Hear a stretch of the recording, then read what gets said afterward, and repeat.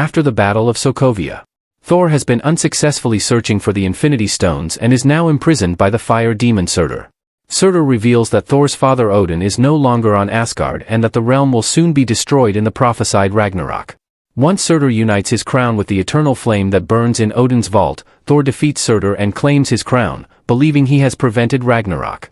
Thor returns to Asgard to find his brother Loki posing as Odin. Thor forces Loki to help him find their father, and with the directions from Stephen Strange on Earth, they locate Odin in Norway. Odin explains that he is dying and that his passing will allow his firstborn child Hela to escape from a prison she was sealed in long ago. Hela had been the leader of Asgard's armies and had conquered the 9 realms with Odin, but she had been imprisoned and written out of history after Odin feared that she had become too ambitious. Odin subsequently dies and Hela, released from her imprisonment, appears. She destroys Thor's hammer, Mjolnir, and when Thor and Loki attempt to flee through the Bifrost Bridge, she pursues them and forces them out into space to die.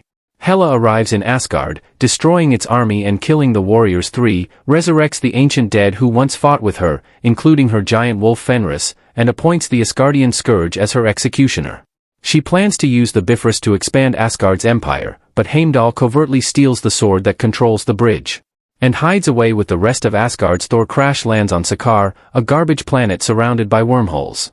A slave trader named Scrapper 142 subdues him with an obedience disc and sells him to serve as a gladiator for the planet's ruler, the Grand Master, with whom Loki has already become friendly with. Thor recognizes 142 as one of the Valkyr, a legendary force of female warriors who were killed defending Asgard from Hela long ago. Thor is forced to compete in the Grandmaster's Contest of Champions, facing his old friend, Hulk. Summoning lightning, Thor gets the upper hand on Hulk, but the Grandmaster sabotages the fight to ensure Hulk's victory.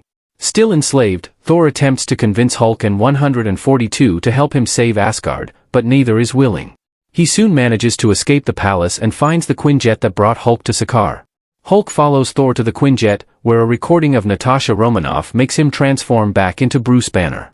For the first time since Sokovia, the Grandmaster orders 142 and Loki to find Thor and Hulk, but the pair come to blows and Loki forces her to relive the deaths of her fellow Valkyr at the hands of Hela. Deciding to help Thor, she takes Loki captive to prove her goodwill.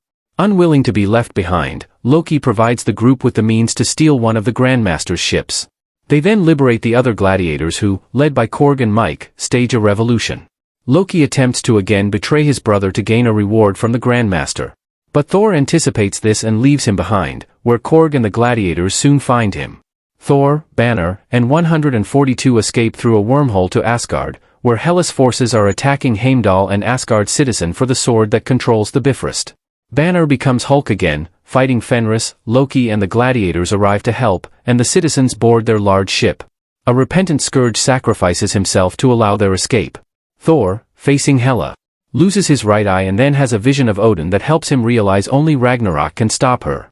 While Hela is distracted, Loki locates Surtur's crown and places it in the eternal flame. Surtur is reborn and destroys Asgard, seemingly killing Hela. Thor and the others escape with Asgard's remaining citizens aboard the Grandmaster's vessel. Thor, crowned king, decides to take his people to Earth.